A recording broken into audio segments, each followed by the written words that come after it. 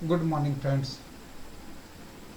हमारे last video में हमने देखा introduction, approach, opening balance adjustment, software TB, reallocation from nominal ledger, यानी मैनुअल और एनी अदर सॉफ्टवेयर में से जो नॉमिनल लेजर मिलता है उसमें से हमने जो रीएलोकेशन किया वो रीएलोकेशन। और आज हम सीखेंगे जर्नल कैसे पोस्ट करेंगे। और जर्नल का हमारा टॉपिक है 23 capsules of your penning accounts. उसका मतलब क्या होता है? उसका मतलब ये होता है कि हमारे कंट्रोल अकाउंट में कहीं ना कहीं थोड़ा ज़्यादा रीएलोकेशन होता है, और वो रीएलोकेशन के सामने अगर हम कैप्सूल लेते हैं यानी उसका सॉल्यूशन निकालते हैं तो हमारा कंट्रोल अकाउंट्स और अकाउंट्स परफेक्ट क्वालिटी के साथ हो जाता है। इसीलिए किसी ने सच ही कहा है कि जिंदगी खेलती भी उसी के साथ है जो खिलाड़ी बेहतरीन होता है। जिंदगी खेलती भी उसी के साथ है जो खिलाड़ी बेहतरीन होता है। दर्द सबके एक से है मगर हौसले सबके अलग अलग है। दर्द सबके एक से है मगर हौसले सबके अलग अलग है। कोई हताश होकर बिखर जाता है तो कोई संघर्ष करके निखर जाता है। यानी अगर हमारे पास क्लाइंट से कोई अकाउंट्स करने के लिए फाइल आती है और वो हम हमारे सीनियर्स या जूनियर्स को अलॉट करते हैं तो वो सबसे पहले वो डेटा, या अगर ट्रायल बैलेंस 4 से 5 पेज की होती है या डिफरेंट टाइप्स का वर्किंग पेपर होता है तो वो डर जाता है, और वो डर जाता है तो हमारा अकाउंट्स कंप्लीट नहीं होता है और उसको टाइम लगता है। इसीलिए हमने बताया है कि 53 capsules of your penning accounts, यानी ये एलोकेशन और जर्नल आप हमारे स्टेप के हिसाब से जाएंगे तो आपका अकाउंट्स ऑलमोस्ट 90% कंप्लीट हो जाएगा। तो कौन कौन से अकाउंट्स में ये जर्नल हम यूज़ करेंगे? तो मैनुअल अगर जॉब हमारे पास होती है तो मैनुअल जॉब में भी कर सकते हैं। Book keeping to final accounts job, यानी क्लाइंट्स ने हमने बुक कीपिंग की हुई जॉब दी हुई है और उसमें से हमको फाइनल अकाउंट्स करना है, और हमने हमारे यहाँ बुक कीपिंग किया होता है और उसका ही हमको फाइनल अकाउंट्स करना होता है। तो उसके बाद हम उसको हमारे प्रायर वीडियो के हिसाब से हमको अप्रोच निकालेंगे। अगर पीटीबी अप्रोच है तो पीटी की अप्रोच के हिसाब से हम अकाउंट्स कंप्लीट करेंगे, और टीटीबी अप्रोच है तो टीटीबी अप्रोच के हिसाब से सॉफ्टवेयर टीबी और जनरल लेजर निकाल के उसका एनालिसिस करके रीएलोकेशन करेंगे। तो ये जनरल कौन कौन से अकाउंट्स में हम यूज़ करेंगे? तो अगर सोल ट्रेडर्स है तो सोल ट्रेडर्स में भी ये जनरल यूज़ होगी, पार्टनरशिप अकाउंट्स में भी यही जनरल यूज़ होगी, लिमिटेड कंपनी FRS 105 में भी यही जनरल यूज़ होगी, FRS 102 में भी यही जनरल यूज़ होगी, limited company FRS 102 section 1A में भी यही जनरल यूज़ होगी, और ऑडिटर अकाउंट से तो उसमें भी यही जनरल यूज़ होगी। होल्डिंग कंपनी है, यानी कि company holding more than 50% shares of other company, उसमें भी यही जनरल पोस्ट हम करेंगे लेकिन वो कम होगी। सब्सिडरी कंपनी, यानी company holding less than 50% shares of other company, उसमें भी हम यही जनरल पोस्ट करेंगे। और हम ग्रुप ऑफ कंपनीज का भी अकाउंट करेंगे तो इसमें भी हमको इसमें से कहीं ना कहीं जनरल आपको मिलेगी। तो ये हमने जनरल का एक फॉर्मेट्स बनाया हुआ है, यानी ये 53 जर्नल्स में से ज़्यादा से ज़्यादा जर्नल आपको कंट्रोल अकाउंट्स बनाने में काम आएगी। और हर एक कंट्रोल अकाउंट्स यानी FAR से लेके प्रॉफिट एंड लॉस अकाउंट्स का कंट्रोल के बीच में जो भी कंट्रोल अकाउंट्स आता है उस कंट्रोल अकाउंट्स के हिसाब से हमने ये जर्नल बनाई है। फर्स्ट मैंने लिखा है यहाँ सीरियल नंबर, फिर फाइनल अकाउंट्स का कोड, फिर बुक कीपिंग का कोड, फिर जो अकाउंट्स में ये जाएगा वो अकाउंट्स का कोड, डेबिट, क्रेडिट और मूवमेंट यानी ETB, और प्रॉफिट एंड लॉस में ये जनरल कहाँ जाती है? प्रॉफिट एंड लॉस में जाती है तो प्रॉफिट एंड लॉस में डेबिट जाती है तो डेबिट के हिसाब से, क्रेडिट जाती है तो क्रेडिट से हिसाब से प्रॉफिट रिको में वो और ऐड होगी। और ये मैंने लिखा है कंट्रोल अकाउंट, तो कौन से कंट्रोल अकाउंट में जाएगी? तो डेप्रीसिएशन है तो डेप्रीसिएशन के कंट्रोल अकाउंट्स में जाएगी, एक्सपेंसेस अकाउंट में जाएगी, फिक्स एसेट है तो FAR रजिस्टर में जाएगी। और डेप्रिसिएशन मेथड क्या होगी वो भी मैंने लिखा है कि इम्प्रूवमेंट टू प्रॉपर्टी से तो 2% SLM लिखेंगे, प्लांट एंड मशीनरी है तो 20% RBM मेथड लेंगे, फर्नीचर फिक्चर्स है तो 50% RBM मेथड लेंगे, मोटर व्हीकल है तो 25% RBM मेथड लेंगे, और कंप्यूटर इक्विपमेंट है तो 33% SLM मेथड हम लेंगे, राइट। ऐसे ही अगर गुडविल है तो हमको उसको एमोटाइजेशन करना पड़ेगा। एमोटाइजेशन यानी गुडविल है तो 10 साल या 5 साल या 6 साल के हिसाब से हमको राइट ऑफ करनी है, तो एमोटाइजेशन ऑफ इंटेंजिबल एसेट्स हम डेबिट करेंगे और goodwill charge of the year credit करेंगे। और उसकी जो नरेशन है वो मैंने नरेशन भी लिखी है, तो आप उसको ये मैक्सिमम यूटिलाइज कीजिए। प्लांट एंड मशीनरी यानी ऐसी एनी फिक्स एसेट्स एडिशन है तो आप नॉमिनल लेजर के एनालिसिस में अगर वो कॉस्ट में दी हुई है, मैक्सिमम अकाउंटेंट्स के सॉफ्टवेयर में एडिशन है, डिस्पोजल है, वो लेस देन 100 एक्सपेंस है, वो आपको कॉस्ट वैल्यूएशन या डेप्रिसिएशन कॉस्ट में मिला हुआ होगा।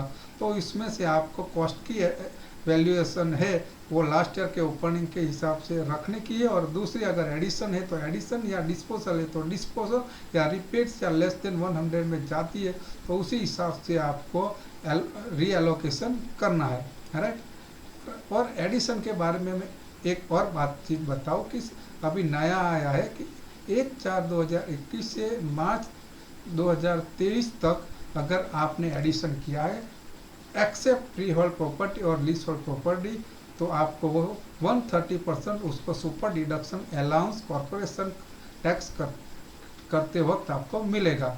और अगर कोई एसेट्स बिफोर 1/4/2021 से पहले बाय की है तो उसको 100% हमको उसका कैपिटल अलाउंस मिलेगा। वैसे ही अगर नई कार ली है और वो बिजनेस पर्पस के लिए ली है यानी पुल कार ली हुई है तो जनरल पुल में हमको 100% डिडक्शन मिलेगा। और न्यू और second hand CO2 emission are over 50% kg considered as a special allowance, यानी वो 50% स्पेशल अलाउंस इसमें 1/4 अप्रैल 2021 के बाद दी है तो आपको वो वहाँ आपको अलाउंसेस 50% मिलेगा। वैसे ही प्लांट एंड मशीनरी का वो charge for the year depreciation से अगर ब्रॉड फॉर्म में है तो हम रीएलोकेशन कर सकते हैं। और मैंने लिखा हुआ है वो कौन से रजिस्टर में जाएगा, तो FAR रजिस्टर में जाएगा, लेस देन 100 है तो रिपेयर्स में जाएगी।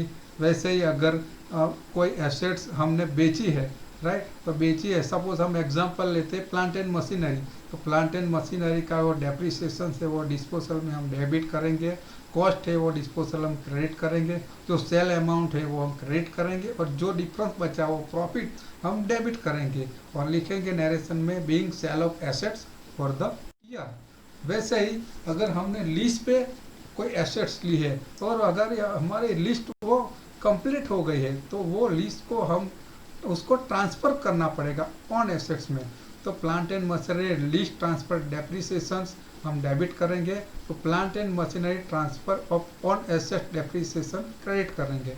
वैसे ही plant and machinery transfer to on assets cost हम डेबिट करेंगे, और plant and machinery addition any FAR assets addition हम डेबिट करेंगे, और plant and machinery cost valuation, right, any cost lease transfer की हम क्रेडिट करेंगे, राइट। तो ये जो है लीज वो हमारी कन्वर्ट हो गई, इसीलिए जो कन्वर्जन है उसको हम क्रेडिट करेंगे और ऑन में हम हमारे खुद के एसेट्स में हम ट्रांसफ़र करेंगे। ऐसे ही अगर हायर परचेज से कुछ एडिशन किया है, यानी suppose motor vehicle hire purchase से ली हुई है तो हम मोटर व्हीकल एडिशन डेबिट करेंगे, VAT on motor vehicle debit करेंगे। अगर उसको कैश और डिपॉजिट दिया हुआ है तो DCA अकाउंट क्रेडिट करेंगे और हायर परचेस अकाउंट क्रेडिट करेंगे, राइट। और हायर परचेस अकाउंट्स में भी वो लेस देन 1 ईयर और मोर देन 5 ईयर्स का हम ब्रेकडाउन HP अकाउंट्स में करेंगे। फिर हायर परचेस का अगर फर्स्ट इंस्टॉलमेंट दिया हुआ है तो हायर परचेस अकाउंट फर्स्ट के अकाउंट में फर्स्ट इंस्टॉलमेंट डेबिट करेंगे और बैंक अकाउंट्स को क्रेडिट करेंगे। अगर hire purchase charges first instalment में अगर है इंटरेस्ट यानी HP इंटरेस्ट, तो HP इंटरेस्ट डेबिट करेंगे और हायर परचेस अकाउंट्स को क्रेडिट करेंगे और लिखेंगे being loan interest for the year, right. वैसे ही अगर फ्री होल्ड प्रॉपर्टी लिया हुआ है और उसका रीवैल्यूएशन हुआ है, यानी हमने जब इन्वेस्टमेंट और फ्री होल्ड प्रॉपर्टी परचेस की होगी और अभी हम अकाउंट्स कर रहे हैं, उस वक्त उसका रीवैल्यूएशन क्या है, वो रीवैल्यूएशन के हिसाब से FRS 102 में हमको उसके फ्री होल्ड और इन्वेस्टमेंट प्रॉपर्टी की वैल्यूएशन निकालनी है और उसके सामने जो प्रॉफिट होता है वो गेन और लॉस में हमको क्रेडिट करना है। यहाँ मैंने रेड बोल्ड अक्षर में लिखा है, वो आप हिंट है, यानी वो हिंट आप पढ़ोगे तो आपको पता चल जाएगा। Hint: need to check revaluation with client and same to be declare in data screen, यानी रिवैल्यूएशन की अमाउंट आप क्लाइंट से चेक करो और डेटा स्क्रीन में रिवैल्यूएशन की अमाउंट आप FAR रजिस्टर के बाद में रिवैल्यूएशन आता है वहाँ आप ऐड कीजिए। अगर हमने एसेट रिवैल्यूएशन की होगी तो नेचुरली उस पर डिफर्ड टैक्स आएगा, तो deferred tax profit and loss account debit कीजिए और deferred tax balance sheet accounts credit कीजिए, राइट। वैसे ही अगर लिस्टेड इन्वेस्टमेंट है तो रिवैल्यूएशन उसका भी हुआ होगा तो डेबिट कीजिए और गेन हुआ वो क्रेडिट कीजिए। अगर लिस्टेड इन्वेस्टमेंट का एडिशन कॉस्ट के साथ अगर ऐड कर दिया है नॉमिनल लेजर में तो वो हमको रीएलोकेशन करके उसको निकालना है, यानी एडिशन डेबिट करना है और कॉस्ट और वैल्यूएशन क्रेडिट करना है, राइट। अगर इन्वेस्टमेंट बाकी अभी रीवैल्यूएशन है तो उसको उसका भी डिफर्ड टैक्स निकालना है, राइट। अगर इन्वेस्टमेंट में डिविडेंड मिलता है यानी डिविडेंड री इन्वेस्टमेंट नहीं होता है तो वो डिविडेंड है वो हमको प्रॉफिट एंड लॉस में इनकम के साइड उसको डिक्लेयर करना है। वैसा ही ओपनिंग स्टॉक और क्लोजिंग स्टॉक की एंट्री हमको पोस्ट करनी है। क्लोजिंग स्टॉक ऑलवेज क्लाइंट से क्लोजिंग स्टॉक का स्टेटमेंट लेना चाहिए और क्लोजिंग स्टॉक में एट कॉस्ट और मार्केट वैल्यू अगर दिया हुआ है तो एट कॉस्ट के हिसाब से हमको क्लोजिंग स्टॉक की जनरल पोस्ट करनी है। अगर मैन्युअल जॉब है तो हमने जो डेटा एंटर किया है एक्सेल में उस पर से हमको अगर सेल्स मिलता है तो सेल्स अकाउंट डेबिट क्रेडिट करना है, VAT अकाउंट क्रेडिट करना है और ट्रेड डेटर्स अकाउंट डेबिट करना है। अगर बेड डेप्ट ऐसा कुछ है तो बेड डेप्ट अबाउट डेबिट करना है और प्रोविजन फॉर बेड डेप्ट अकाउंट क्रेडिट करना है। अगर लॉस है फॉर द करंट ईयर तो वो लॉस को हम डिफर्ड टैक्स लॉस बोलते हैं, तो deferred tax loss Irish code number 607 यानी अदर डेटर्स में हम डेबिट करेंगे और कॉर्पोरेशन टैक्स में हम क्रेडिट करेंगे। वैसे ही S455 tax to corporation tax, right, यानी टैक्स रिसीवेबल अकाउंट से तो टैक्स रिसीवेबल अकाउंट्स हम डेबिट करेंगे और कॉर्पोरेशन टैक्स अकाउंट्स के अंदर हम क्रेडिट करेंगे। हिंट में क्या है, अगर आपका director current account debit balance है और 9 मंथ के अंदर वो पेड नहीं किया है तो S455 टैक्स आपको क्लेम करना है। और करंट ईयर में S455 टैक्स लास्ट ईयर का ओवरडन का अगर बताया हुआ है और उसकी पेमेंट 9 मंथ में करंट ईयर हो गई है तो लास्ट ईयर की S455 टैक्स की एंट्री जैसे ये मैंने अभी 22 नंबर में बताई वैसे उसकी रिवर्स निकालनी है। अभी S455 टैक्स अप्रैल 2022 से पहले 32.50% था, अभी गवर्नमेंट ने बढ़ाया है और 33.75% S455 टैक्स आफ्टर 6/4/2022 से हो गया है, राइट। वैसे ही अगर ट्रेड डेटर्स में इंटर कंपनी का बैलेंस दिया हुआ है तो इंटर कंपनी अकाउंट डेबिट कीजिए और ट्रेड क्रेडिटर्स अकाउंट क्रेडिट कीजिए। और जो इंटर कंपनी का बैलेंस है वो इंटर कंपनी का नॉमिनल लेजर और हमारी इंटर कंपनी का नॉमिनल लेजर स्क्रूटिनाइज कीजिए और जो एंट्री नहीं है उसको आप एडिशनल पोस्ट कीजिए और दोनों कंपनी का इंटर कंपनी अकाउंट मैच कीजिए।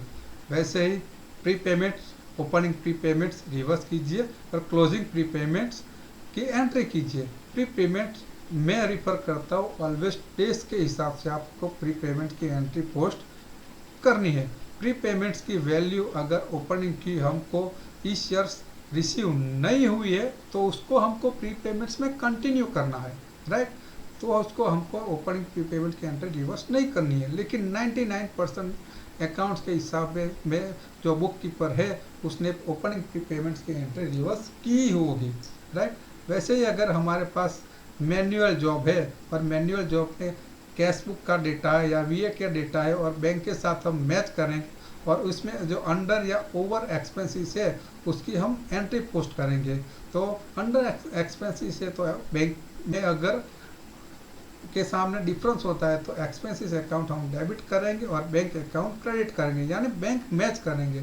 ऐसे ही बैंक में ओवर डिक्लेयर किया हुआ है या कैश बुक में ओवर डिक्लेयर किया हुआ है तो बैंक अकाउंट डेबिट करेंगे और एक्सपेंस अकाउंट क्रेडिट करेंगे, यानी 1 to 1 रिकनसाइल करेंगे। वो मैं हमारे नेक्स्ट कंट्रोल अकाउंट में बताऊंगा, राइट। वैसे ही अगर परचेज किया है तो परचेज अकाउंट डेबिट करेंगे, वीएटी अकाउंट डेबिट करेंगे और ट्रेड क्रेडिटर्स अकाउंट हम क्रेडिट करेंगे, राइट। वीएटी, अगर वीएटी क्लाइंट का फ्लैट रेट वाला है तो वीएटी अकाउंट हम डेबिट करेंगे और फ्लैट रेट गेन जो भी गेन होता है वो क्रेडिट करेंगे। उसी हिसाब से आपको वीएटी अकाउंट्स आपको रिकन्सिलिएशन के हिसाब से कंट्रोल अकाउंट में आपका वीएटी अकाउंट मैच होगा।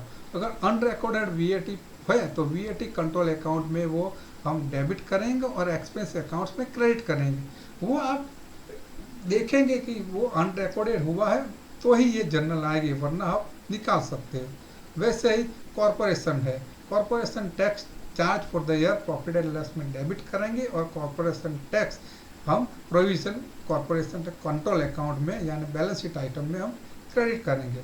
वैसे ही कुछ लास्ट ईयर का टैक्स है या कॉरपोरेशन टैक्स का प्रीवियस ईयर एडजस्टमेंट है तो वो हम कॉरपोरेशन टैक्स में है, अगर पड़ा हुआ है तो कॉरपोरेशन टैक्स में हम क्रेडिट करके और लेट पेमेंट टैक्स चार्जेस या कॉरपोरेशन प्रीवियस टैक्स एडजस्टमेंट हम डेबिट करके हम उसकी हिसाब से उसकी एंट्री पोस्ट करेंगे। Tax on loss and S455 tax relocated to assets code 607, यानी S455 टैक्स है और डिफर्ड टैक्स और लॉस है तो हम कोड 607 यानी अदर क्रेडिटर्स में हम आइरिस कोड में बता रहा हूँ उसमें हम पोस्ट कर सकते हैं। आप कई भी कोड में किसी भी सॉफ्टवेयर में आप उसी हिसाब से आप पोस्ट कर सकते हो। मोस्ट प्रोबेबली जो डिफिकल्ट कंट्रोल अकाउंट है वो वेजिस है, क्योंकि मैंने मैक्सिमम स्टूडेंट को लर्नर को जो जिसको अकाउंट्स फाइल दी है वो ऑलवेज स्ट्रगल कर रहे हैं वेजिस अकाउंट में। तो मैं आपको बता रहा हूँ कि वेजिस की समरी के हिसाब से क्लाइंट ने जो पेरोल रिकॉर्ड दिया है उसी हिसाब से आपको पेरोल की समरी बनानी है और लेजर पोस्ट करनी है। यहाँ मैंने 33 नंबर में बताया है ये एक्सपेंसिव वेजिस अकाउंट डेबिट किया है, डीसी अकाउंट डेबिट किया है, employer NI account inclusive class 1 NIC debit किया है, NI on director remuneration account debit किया है, एम्प्लॉयर पेंशन अकाउंट डेबिट किया है, डायरेक्टर पेंशन अकाउंट डेबिट किया है, एसएमपी एसपीपी रिक्लेमेबल अकाउंट डेबिट किया है और क्रेडिट क्या किया है तो एसएमपी एसपीपी रिक्लेमेबल अकाउंट क्रेडिट किया है, अप्रेंटिस लेवी अकाउंट क्रेडिट किया है, पे एनआई अकाउंट क्रेडिट किया है, स्टूडेंट लोन अकाउंट क्रेडिट किया है, पेंशन पेएबल अकाउंट क्रेडिट किया है, नेट वेजिस अकाउंट क्रेडिट किया है, डीसीए अकाउंट क्रेडिट किया है। पर वह कौन कौन से अकाउंट में किस किस के सामने हम एडजस्ट करेंगे वो भी मैंने बताया हुआ है कि P&L है, P&L है, P&L है, SMP payable, apprentice wages, gross wages के सामने हम एडजस्ट करेंगे वही। और मैंने हिंट में बताया है कि PAYE NI net pages pension bank payment 1 to 1 match with payroll reports, यानी बैंक में जो पेमेंट हुआ है वो 1 to 1 पेरोल रिकॉर्ड के साथ मैच कीजिए और क्लोजिंग ब्रेकडाउन में जो अंडर ओवर पेमेंट होता है वो हमको शो करना है और हमारे रिव्यू पॉइंट्स में क्लाइंट के लिए डालना है। तो क्लाइंट उसके क्लाइंट के साथ डिस्कस करके वो उसका जो भी रिव्यू चेंजेस आएगा वो हमको बताएगा। वैसे ही पेई एनआई अकाउंट हम डेबिट करेंगे और एम्प्लॉयर एनआई अकाउंट क्रेडिट करेंगे, यानी जो एम्प्लॉयमेंट अलाउंस है वो हमको आफ्टर अप्रैल 2002 to 5000 मिलता है, उसी हिसाब से हम क्लेम करेंगे। हिंट में दिया हुआ है कि अप्रैल 21 से मार्च 22 तक 4000 एम्प्लॉयमेंट अलाउंस मिलता है और अप्रैल 22 से मार्च 23 तक 5000 एम्प्लॉयमेंट अलाउंस हमको मिलता है, right. In both year covers in current year then employment allowance में भी इंक्रीज टू 5000, यानी दोनों प्रोपोर्शनेट ईयर्स हमारे ईयर एंड में कवर होता है तो 5000 से ज़्यादा भी हमारे एम्प्लॉयमेंट अलाउंस कवर होता है। लाइक मैंने यहाँ बताया है कि ईयर एंड जून 21 से मई 22 का है तो जून 21 से पहले सपोज हमने 3000 एम्प्लॉयमेंट अलाउंस क्लेम कर दिया है तो जून 21 में हमारा 1000 एम्प्लॉयमेंट अलाउंस बचा और अप्रैल 22 का 3000 और मई 22 का 2000 मिला के टोटल मिला के 6,000 यानी मोर देन 5,000 हम employment allowance according to the rule हम क्लेम कर सकते हैं। वैसे ही अगर क्लास 1 NIC है तो क्लास 1 NIC हम डेबिट करेंगे, पेई NI अकाउंट क्रेडिट करेंगे, और उसका क्लास 1 NIC का बैंक पेमेंट किया हुआ है तो पेई NI अकाउंट हम डेबिट करेंगे और बैंक अकाउंट क्रेडिट करेंगे।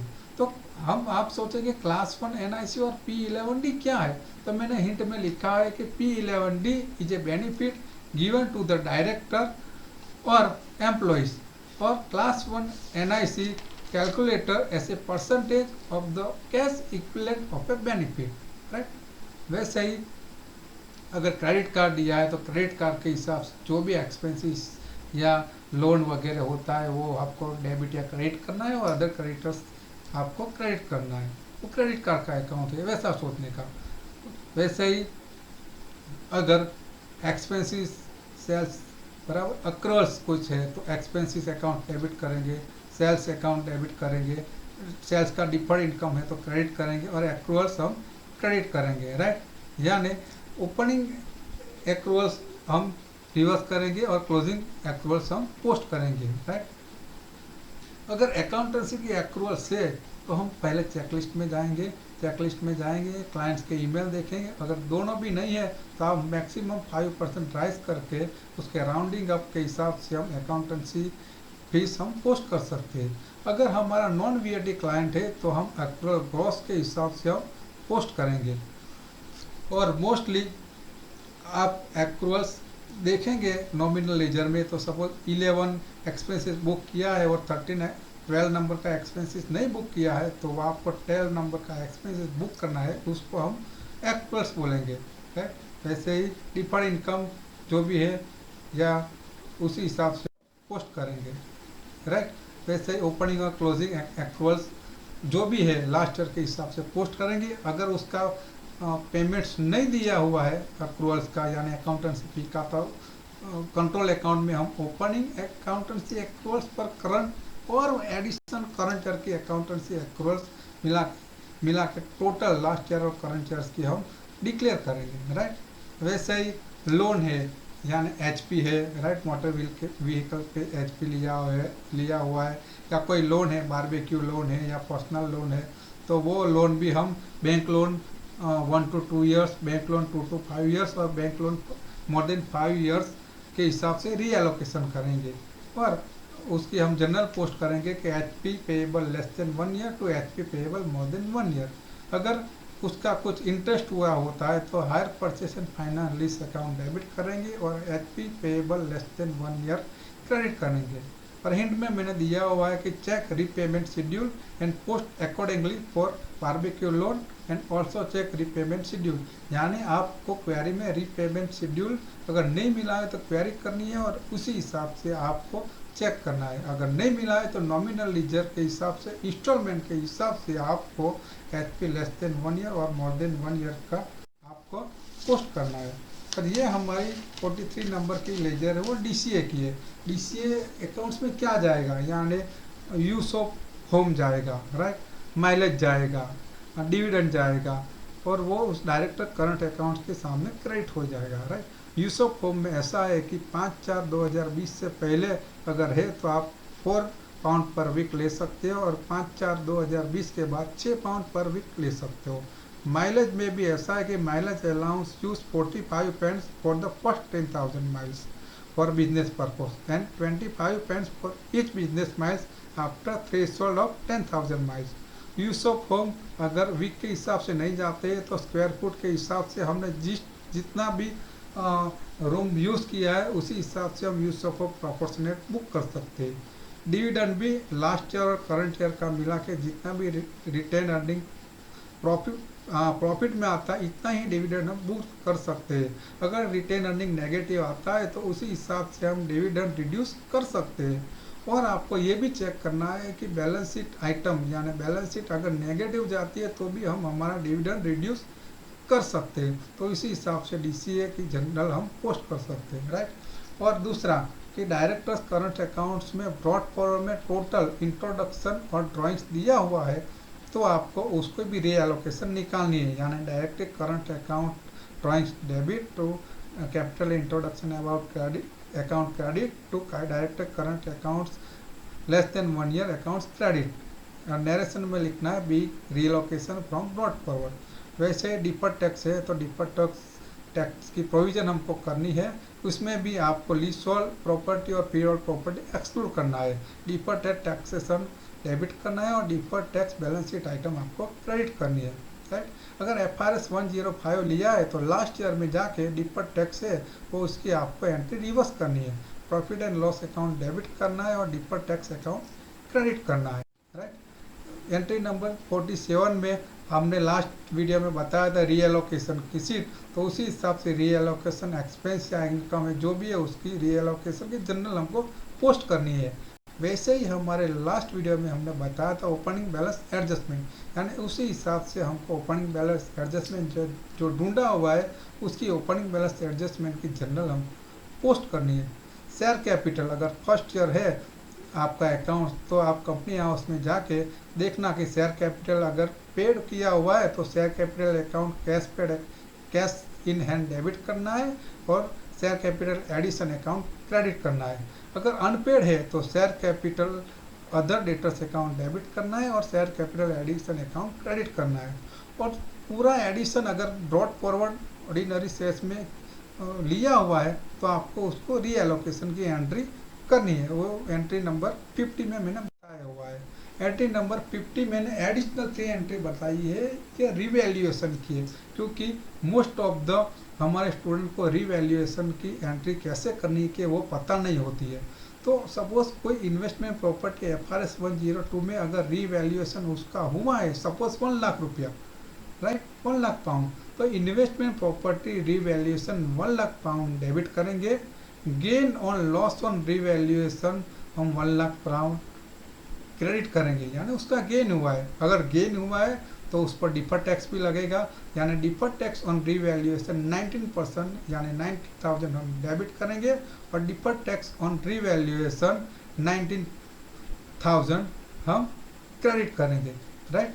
या जो कहाँ जाएगा वो भी मैंने बताया कि ये P&L में जाएगा या डिफर्ड टैक्स में जाएंगे, ये इन्वेस्टमेंट में जाएगी, ये P&L में जाएगी, राइट। और profit and loss account revaluation यानी ये बैलेंस शीट अकाउंट में डेबिट जाएंगी 81,000 और फेयर वैल्यू रिजर्व रिवैल्यूएशन ये हमने नया क्रिएट किया है, उसके अकाउंट्स में हमारा 81,000 क्रेडिट होगा और हम लिखेंगे being net investment relocation for fair value reserve revaluation.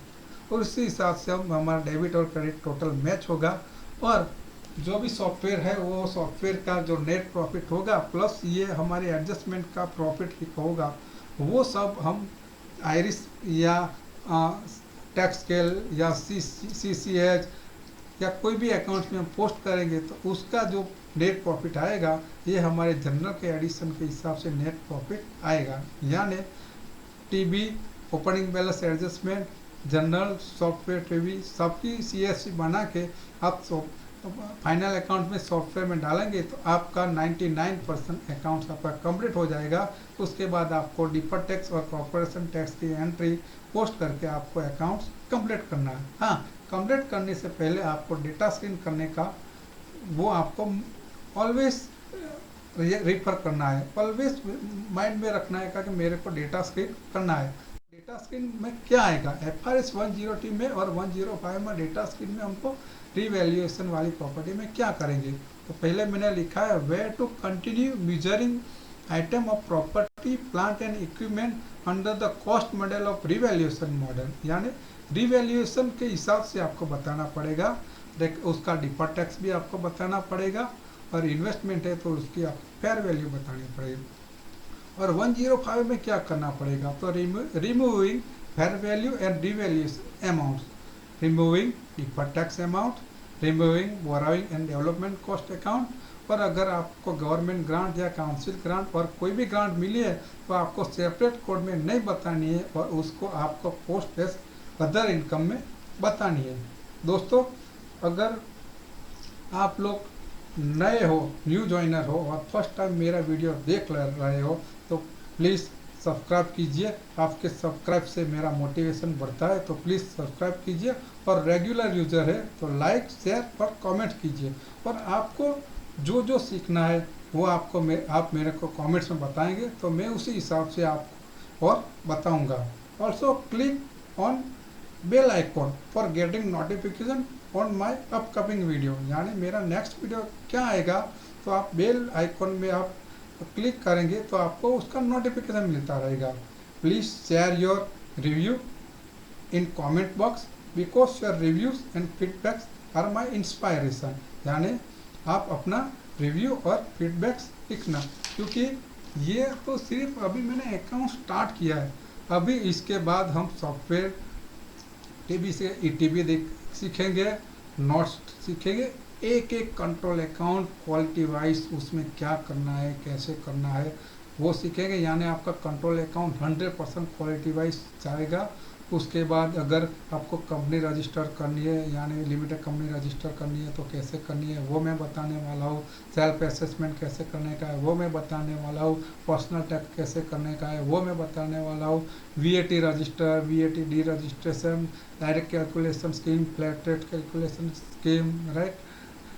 फिर point of scale scheme, HMRC की नोटिस आती है तो कैसे हमको उसके साथ डिस्कस करना है, उसका आंसर कैसे करना है, कैश स्टडीज कैसे करनी है, मैनेजमेंट अकाउंट कैसे करना है, पेरोल का रजिस्ट्रेशन कैसे करना है, पेरोल कैसे कैलकुलेशन करने का है, वो सब मैं ओवर द पीरियड बताने वाला हूँ। तो प्लीज़ आप सब्सक्राइब कीजिए और मेरे को मोटिवेशन कीजिए। आपकी कमेंट जो भी है मेरे को लिखिए, तो मैं उसके हिसाब से वीडियो बनाऊंगा और आपको बताता रहूँगा। दोस्तों, मेरा मेन मंत्र है कीप लर्निंग, यानी सीखते रहना और सिखाते रहना।